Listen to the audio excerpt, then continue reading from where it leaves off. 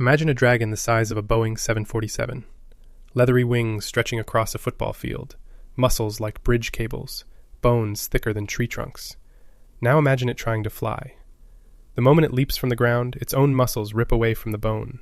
Its skeleton shatters under its own weight.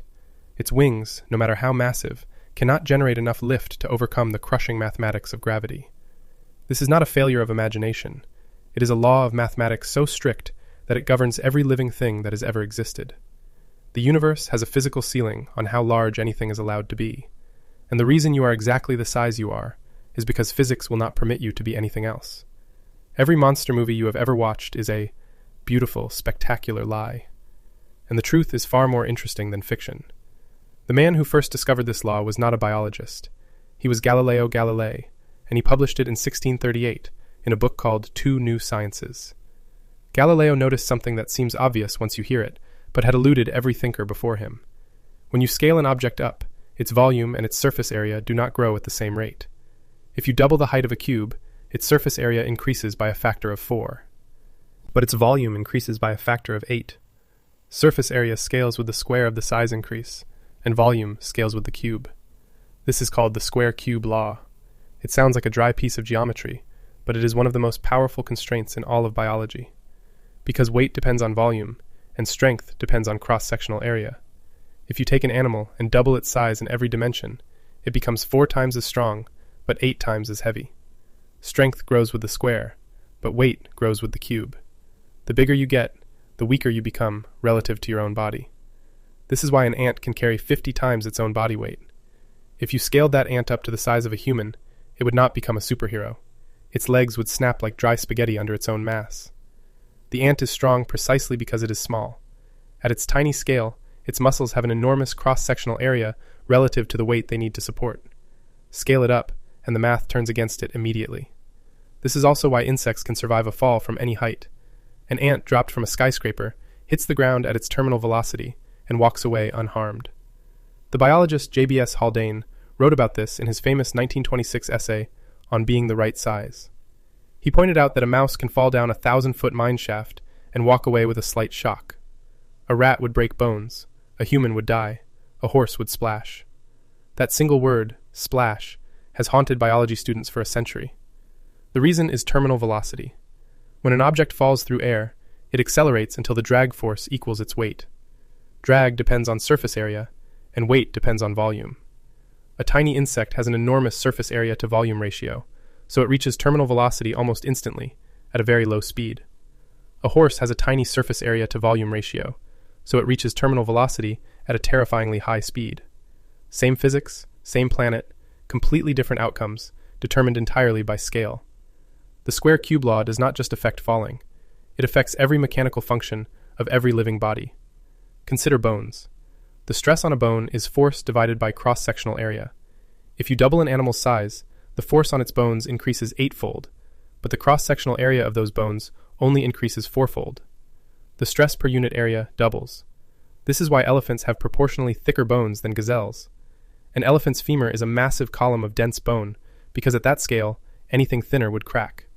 If you scaled an elephant up to the size of Godzilla, roughly 60 meters tall, the stress on its leg bones would exceed the compressive strength of bone itself. No arrangement of biological material could support that weight. Godzilla would collapse into a pile of shattered skeleton the instant it tried to stand. The paleontologist Michael Benton at the University of Bristol has studied this problem extensively. The largest land animals that ever lived, the titanosaur sauropods like Argentinosaurus, weighed roughly 70 tons. That appears to be close to the absolute maximum that biology can achieve on land. Their bones were already at the breaking point.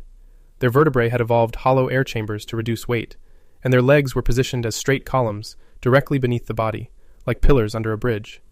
Any larger, and no evolutionary trick could save them from the square-cube law. The ocean is the only place where truly massive animals can exist.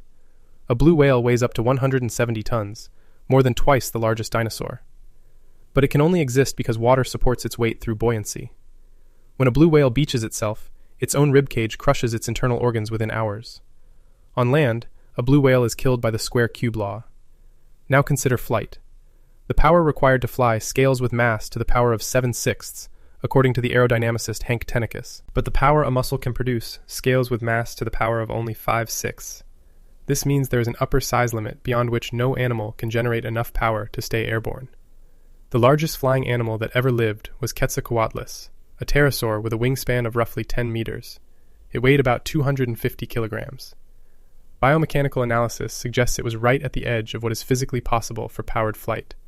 Any heavier, and the math would not allow it to leave the ground. A movie-sized dragon with a wingspan of 30 meters and a body mass of several tons is aerodynamically impossible. Not unlikely, not difficult, but mathematically ruled out by the relationship between lift, drag, weight, and muscle power. The square cube law also controls heat. An animal generates heat throughout its volume, but it loses heat through its surface area. Small animals have a huge surface area to volume ratio, so they lose heat rapidly. This is why a shrew must eat nearly its own body weight in food every single day just to avoid freezing to death. Its heart beats over 1,000 times per minute. Its metabolism is so fast that if it goes more than a few hours without eating, it dies. A blue whale, by contrast, has such a low surface area to volume ratio that it retains heat effortlessly. It could stop eating for months, and its core temperature would barely change. Same thermodynamics, opposite survival strategies, dictated entirely by size. In 1932, the biologist Max Kleiber at the University of California discovered a stunning regularity. Across species spanning 8 orders of magnitude in body mass, from bacteria to whales, metabolic rate scales with body mass to the power of 3/4. This is called Kleiber's law, and it is one of the most universal patterns in all of biology. It means that per gram of body weight, a mouse burns energy 10 times faster than a horse, and a horse burns energy 10 times faster than a whale. The physicist Geoffrey West at the Santa Fe Institute extended this further. He showed that heart rate, lifespan, and even the speed of evolution all follow predictable scaling laws derived from the same underlying mathematics. A mouse lives about 2 years, and its heart beats roughly 1 billion times.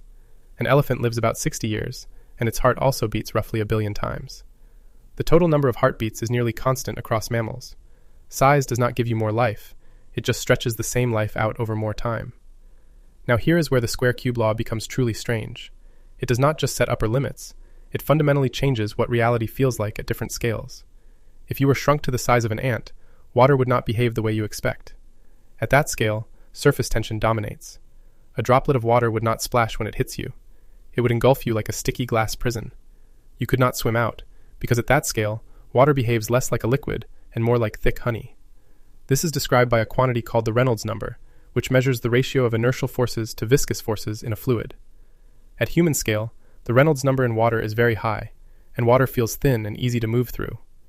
At insect scale, the Reynolds number drops to nearly 0, and water becomes a viscous trap. The physicist Edward Purcell described this in his famous 1977 lecture, Life at Low Reynolds Number. He explained that for a bacterium, swimming through water is like a human trying to swim through solid concrete. The physics of the same substance is completely different depending on how large you are. Gravity itself feels different at different scales. For an ant, gravity is a minor inconvenience. It can walk up a vertical wall because the adhesive forces between its feet and the surface are far stronger than the gravitational pull on its tiny body. For a human, gravity is the dominant force in our daily experience. For an elephant, gravity is an existential threat that dictates the shape of every bone and the thickness of every tendon. Same force, same constant, radically different lived experience. The biomechanist Knut Schmidt-Nielsen spent his career at Duke University documenting these scaling relationships. His 1984 book, Scaling, Why is Animal Size So Important?, became the definitive text on the subject. He showed that virtually every biological variable, lung capacity, blood flow rate, bone diameter, stride frequency, scales predictably with body mass. Animals are not freely designed. They are engineered within the constraints of physics, and the master constraint is scale. So what does this mean for you? It means that every aspect of your experience is determined by your size. The way water feels on your skin, the way gravity pulls at your spine, the way your heart beats at exactly the rate it does. If you were 10 times larger, you would need legs like tree trunks and a heart the size of a car. If you were 10 times smaller, water would be a death trap, and a raindrop would hit you like a bowling ball. You are not the size you are by accident. You are the size you are because 4 billion years of evolution have been negotiating with the square cube law. Every bone in your body is exactly thick enough to support your weight. Every blood vessel is exactly wide enough to deliver oxygen at the rate your metabolism demands. Your lungs have exactly enough surface area to exchange the gases your cells require. not because some designer planned it, but because any deviation from these proportions would be fatal, and evolution does not tolerate waste. The monsters in movies are beautiful impossibilities. They stir something ancient in us, a longing for a world where nature has no ceiling. But the real world is more elegant than any fiction. Because in the real world, the size of every creature is a solution to a mathematical equation that has been running for billions of years.